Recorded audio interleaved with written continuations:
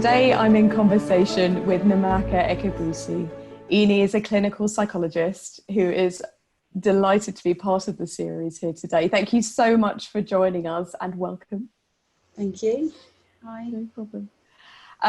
So I wonder if you could tell us a little bit more about why it's important for you to be involved in this series that we're doing and speaking to different mental health professionals. I think it's important, for me it's important to be part of this series because when I was coming up and starting my journey in clinical psychology, there was a lot of stigma around having your own lived experience and how you were kind of encouraged or not to talk about that and kind of engage with that. So, and I found that really tricky.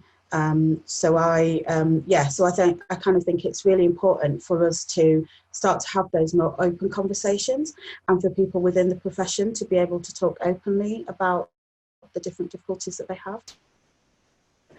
Absolutely. I completely agree with you. And it's about getting the chorus of voices together so we can all kind of break open these conversations and really understand the humanity.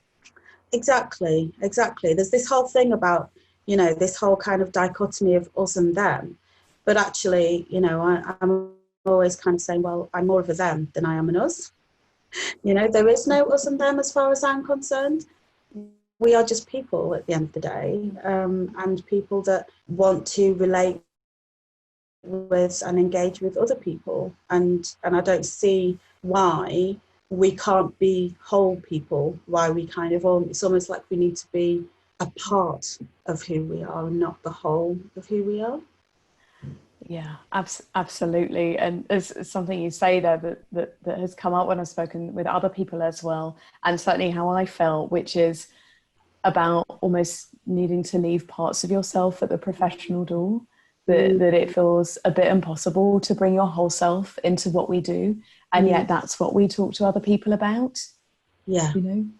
Yeah, I do find that quite funny because, when we're working with clients, we're talking about, engaging with your whole self and how to be kind to yourself and how to be compassionate to yourself and understanding yourself and coming to terms with those parts of us or revealing those parts of the person that they might be having difficulties with or that might be a bit tricky.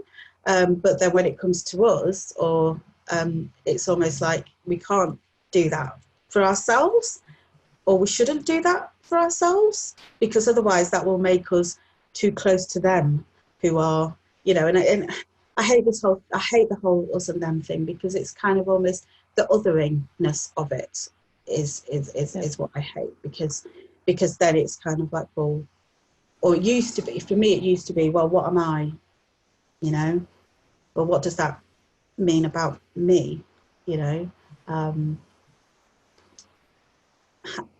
am I othered in the same way if I reveal or if I engage with that part of myself? And that was really difficult for a long time. And I kind of, coming into clinical psychology was really, it was kind of a really interesting transition, because I'd worked in social care for a long time. And at one point in my career, I'd worked in a social work department up in Scotland. It was criminal justice, and it was working with perpetrators of domestic violence. And it was very much recognised, and it was very open that people will have been drawn to that field, that everyone, regardless of who they are, have, whether them personally, some experience of violence and abuse, and within intimate relationships or within familial relationships. And I found that the group of social workers that I worked with, everyone was very open about their own difficulties. It was a very kind of sharing culture. Like, it wasn't, revealing your deepest, darkest thoughts and secrets, but it was just very much known. It's almost, we all have our shit. Yeah.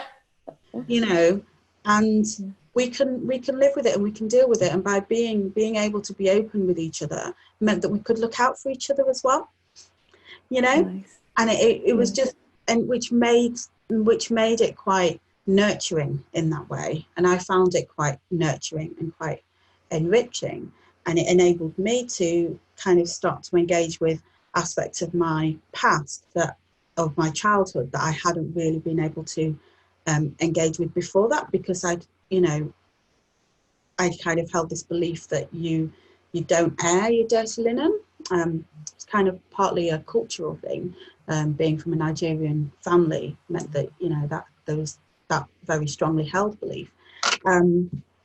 But then I kind of had that experience of working in the social work department, where people were more open about their own traumas, their own experiences with difficulties, whether that was mental health, whether that was being victims of various kinds of abuses.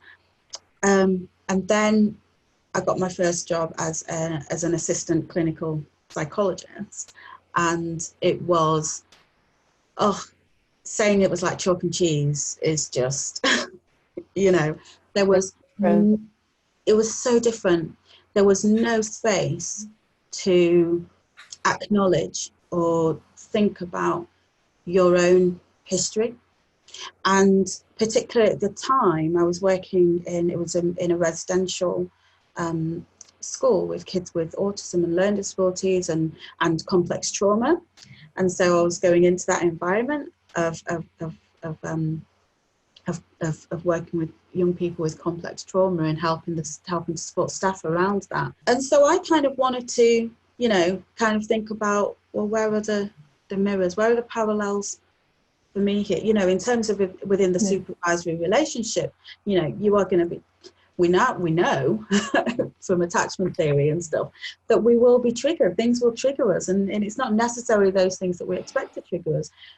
But to be able to have those, to understand your own processes, and that was one of the things that I wasn't able to do, and it was very, very stifling.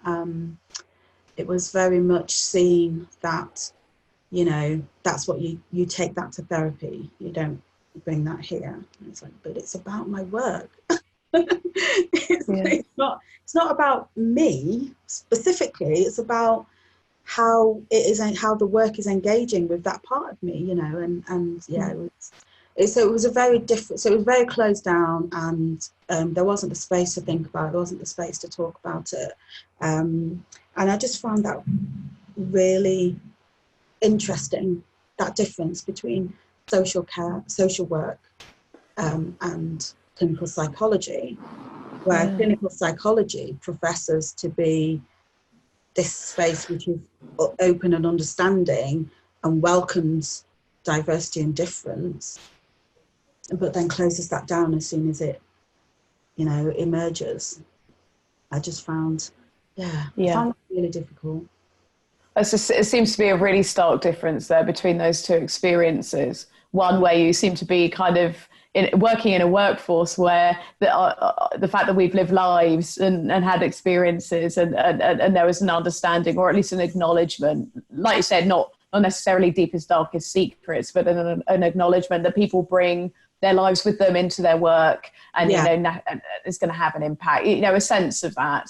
The normality of that, really, and then something about something feeling stifled or shut down, coming in. And was it what was it like after you moved through from assistant psychology into the qualified ranks, as it were?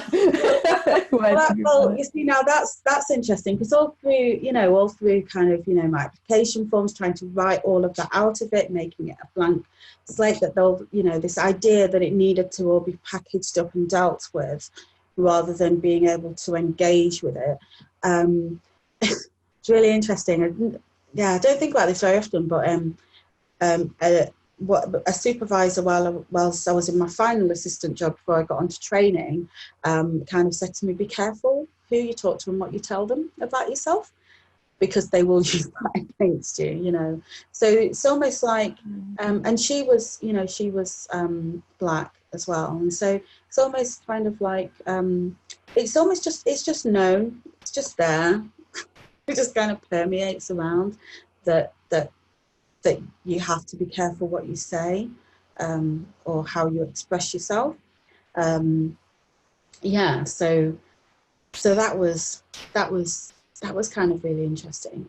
And then coming on to training, and it's hard to know what is what, to be honest, because there's a lot of intersections kind of, kind of crossing with each other. So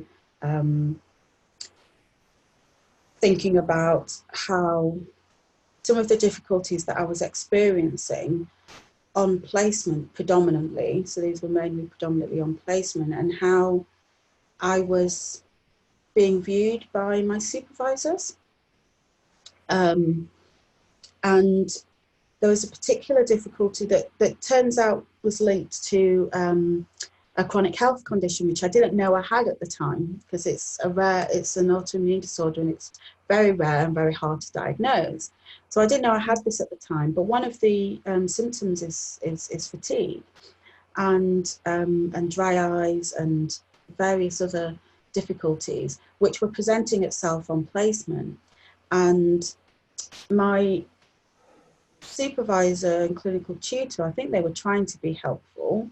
I mean, I kind of, whether I'm seeing the positives, I think they were trying to be helpful, but what ended up happening was I was pathologized, and that maybe it's maybe it's the childhood trauma that's resurfacing for some reason. Maybe you need to get some therapy. Maybe is now the right time for you to be on training if you haven't dealt with all of this stuff.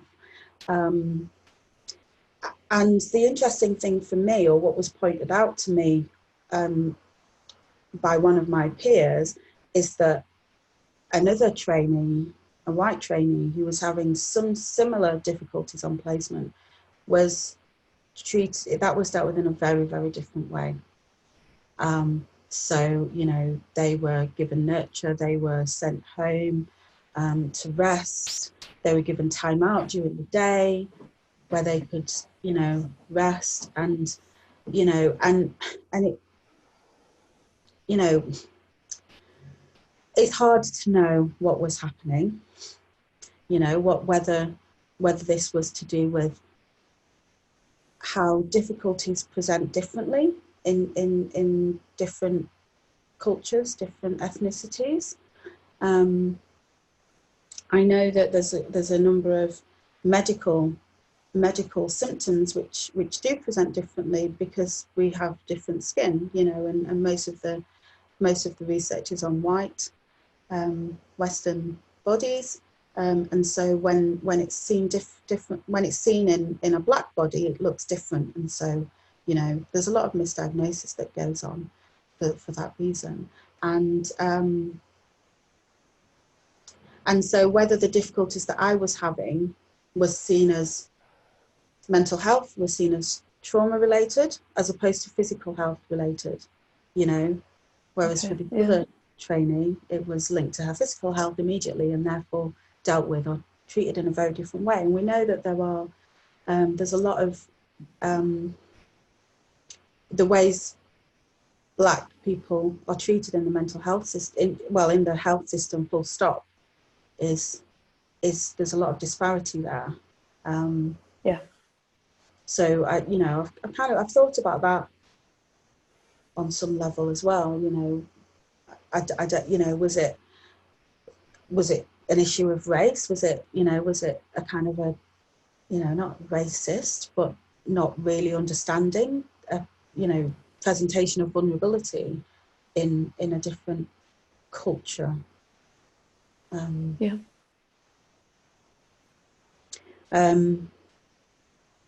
then I was thinking, I can't imagine what, because I don't come with the same kind of intersectional issues. I don't have to consciously think about the same things. And it's hard enough having lived experience with mental health difficulties. without having to figure out whether other aspects of your identity are also at play. It's hard enough to find your feet in understanding what's going on for you, let alone also thinking about your physical health as well. Even just to do any one of those things, and then to have these other aspects of your identity, which can feel stigmatized, and where you can feel very powerless, to try and make sense of all the different layers together. It must be really hard. Yeah. And where do you go to about that, and who do you speak to about that, and what do the systems around you look like? Is there a space for that? Even in those. So that's the thing, isn't it? Because knowing that I have this history, this the childhood trauma and the mental health difficulties that kind of come alongside that, and this physical health difficulty, and trying to it's like, on the one hand, you don't want to say you don't want to say too much about the past and the trauma, because that gets silenced. That's kind of like, oh no, dampen that down. And on the other hand, you kind of try and raise your voice about issues, or you want to say, this is hard, but how is that received when you say it? Yeah. And because when you're saying it as a Black person, it tends to get received in a very different way. That's my experience. Yeah. So it's seen as being quite aggressive, or as being I don't know. To be honest, I don't know. How impossible, because we were kind of talking about this before, and you've got two things that are pulling you into, three things pulling you into silence. On one side, you've got this kind of, trauma will do that, depending on kind of different types of trauma, especially, but some can really pull you into silence or appeasement or something like that. Yeah. And then you've got how you're perceived as a Black woman. And some fears or worries about that, and how that can be negatively received, which might pull you to silence, or sometimes not standing in your power and saying things as they are. And then over the top of that, you've got being in the world of clinical psychology, and you talked about the difference, coming from the social work team that you were in into clinical psychology, and a whole other, which I feel I've been the recipient of as well, sense of silencing and damping down. So how does anybody, with any one of those things anyway, find their voice? Don't know. It's really hard. It's really hard. I've been like thinking about this as well, and doing some reading around it, and I find one of the things that I've kind of come to is that having had that trauma background means that naturally I want to, you kind of get your validation from the other, and so you need to please other people, and so you don't want to be too questioning. And when I've been questioning or inquisitory in the past, it's been seen as quite aggressive, and so you dampen that down so that you don't appear aggressive. Plus you want to kind of appease people, like you said, and then within clinical psychology, that then gets seen as you not really engaging with the, it's just like, it's almost kind of like you can't win, I that's what I felt like. I just couldn't win. Either I would raise. It does feel like a bind, I have to say. It does. Yeah. I would raise things, and I would either be, the vulnerability wouldn't be seen. If I was raising something about a difficulty or trickiness, the vulnerability wouldn't be seen. It'd just be seen as, oh, you're being difficult again.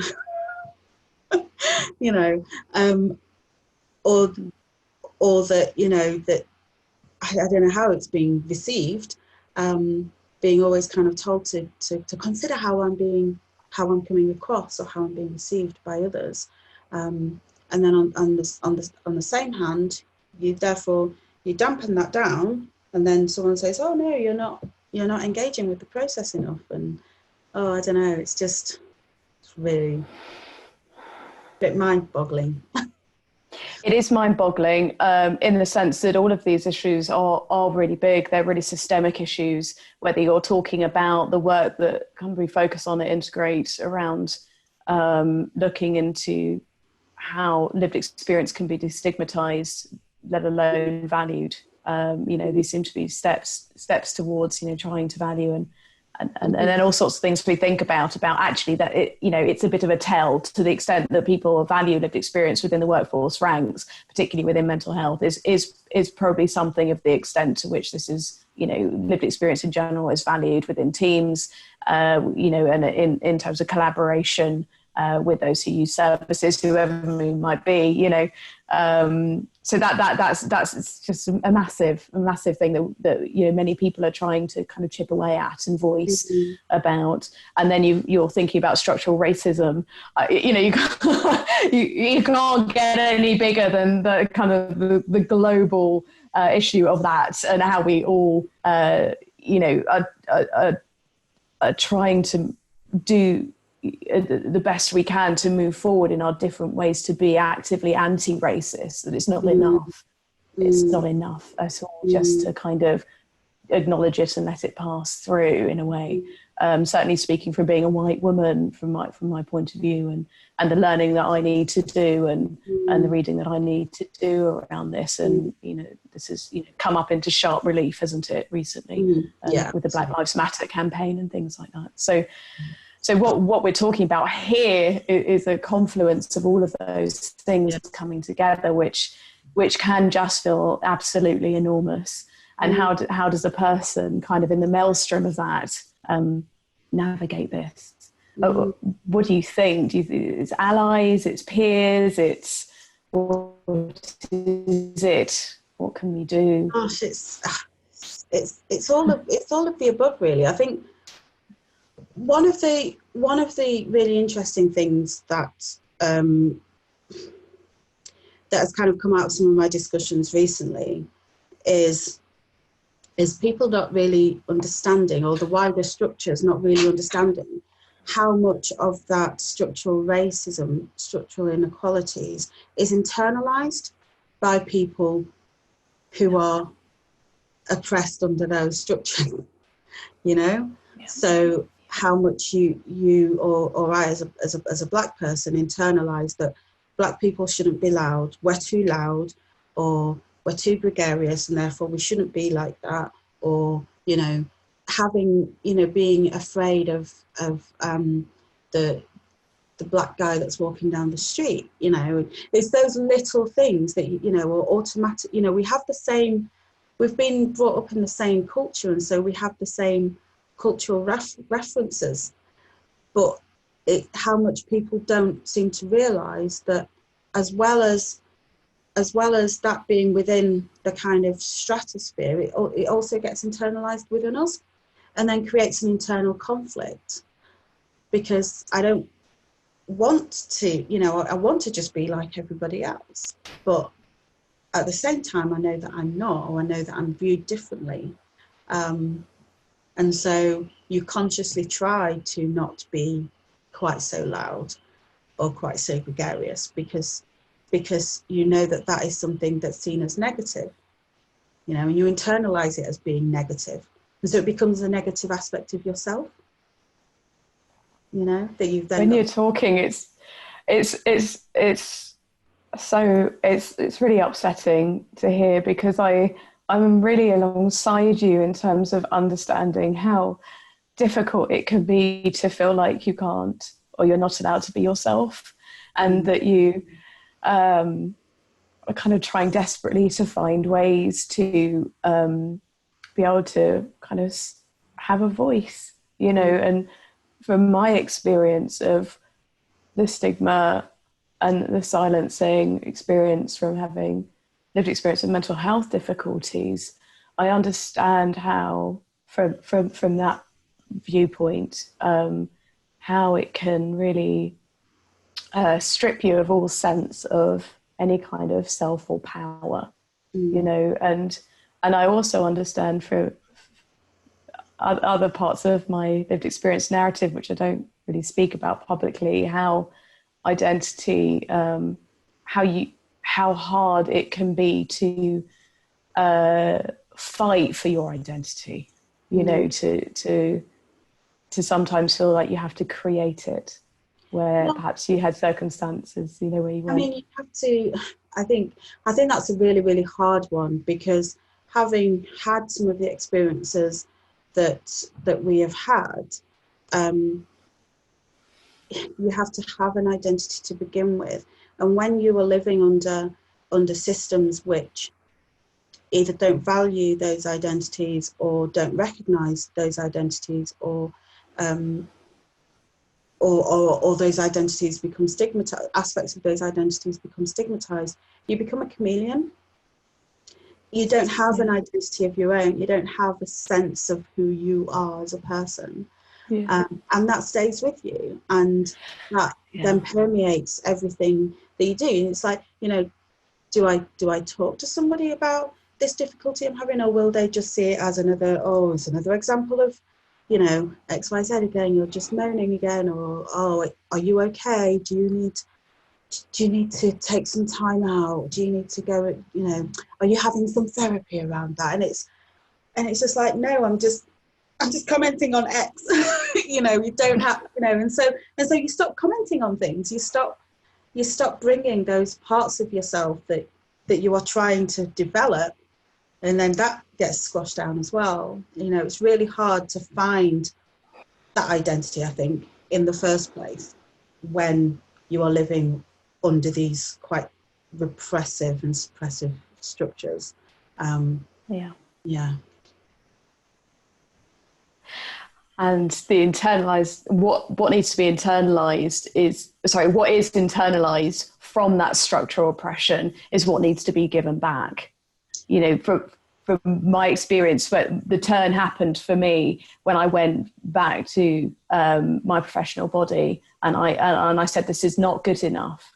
You know, how I've experienced feeling as a mental health professional with lived experience of mental health problems is a complete, the stigma here for the provider is the complete paradox in terms of what we actually stand for. And it's not good enough. And the moment I found that voice and was able to kind of advocate for that part of myself, and the moment that was acknowledged was when the turn happened. I call it the turn, and a weight lifted. And that's when I realized what part of the weight that I was carrying was something much more systemic that needed to be given back. And of course, I still had my own personal pain, which I was taking to therapy, and I needed to deal with it in a different way. But it was like I was carrying two weights there. Yeah.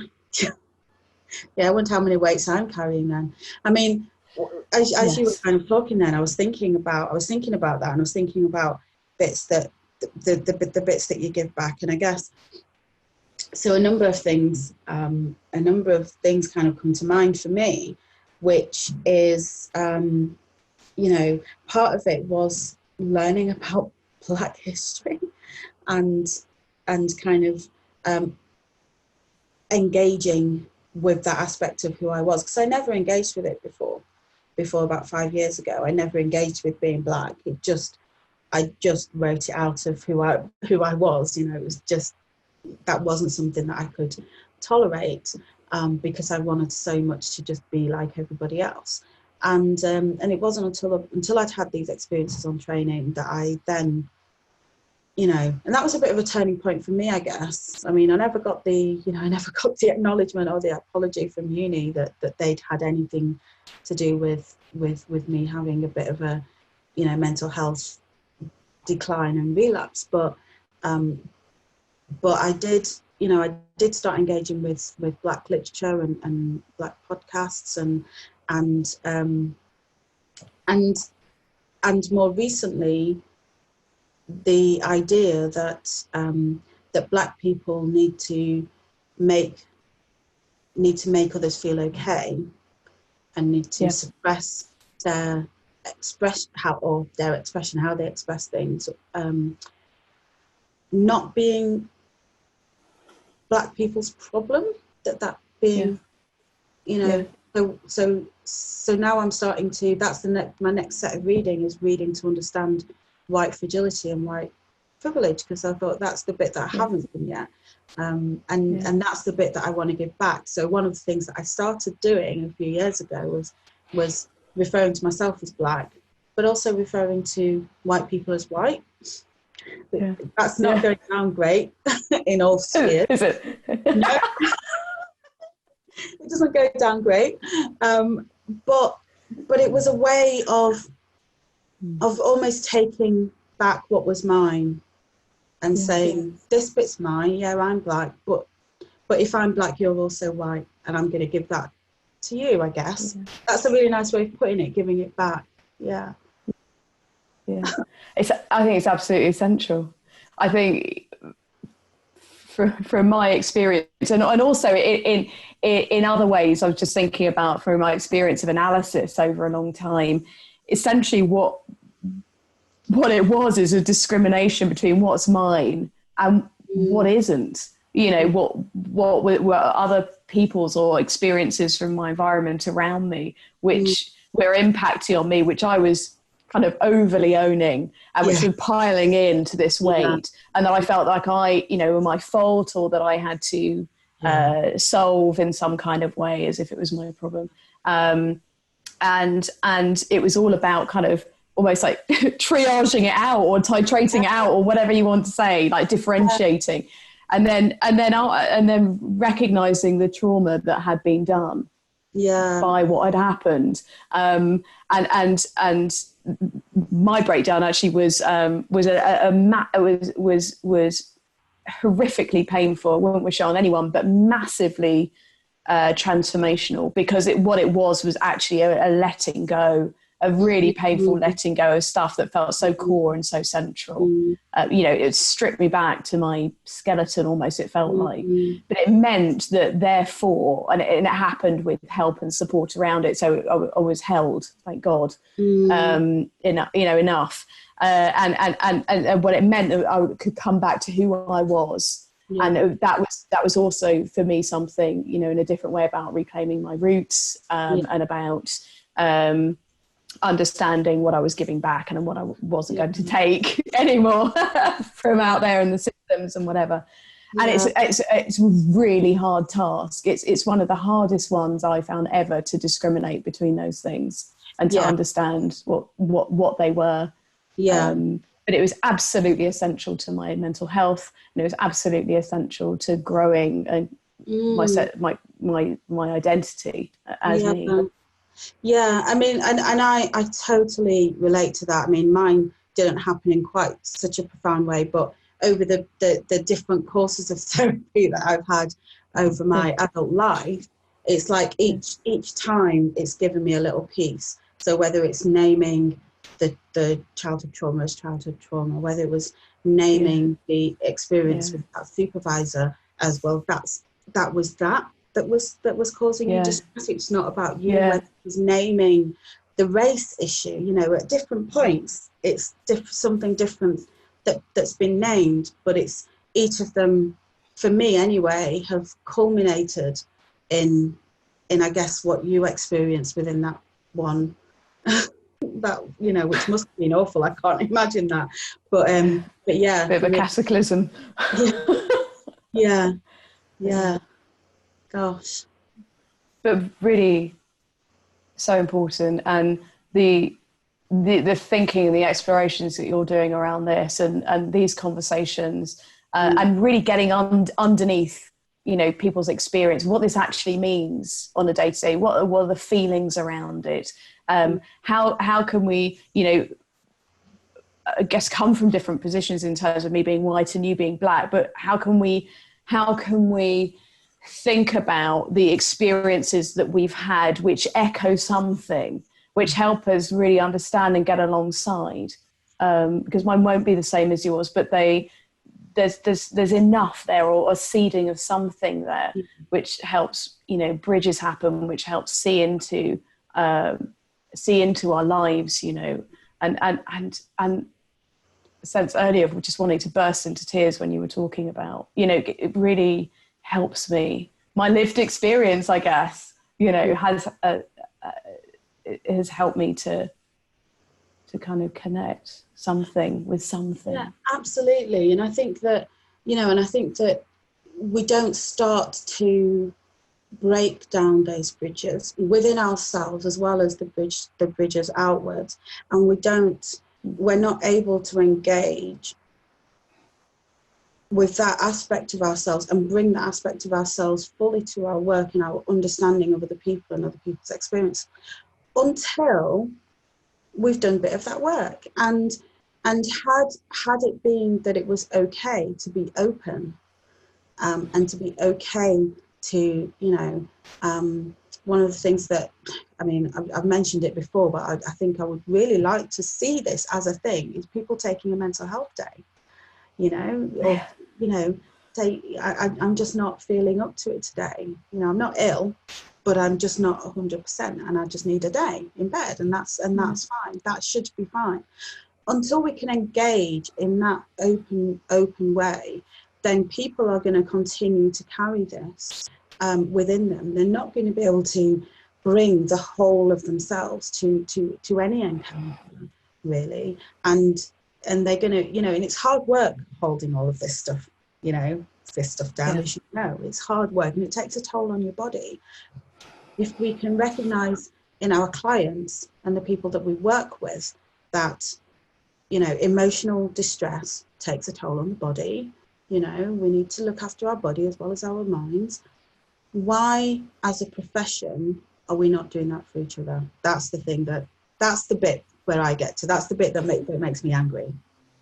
Yeah.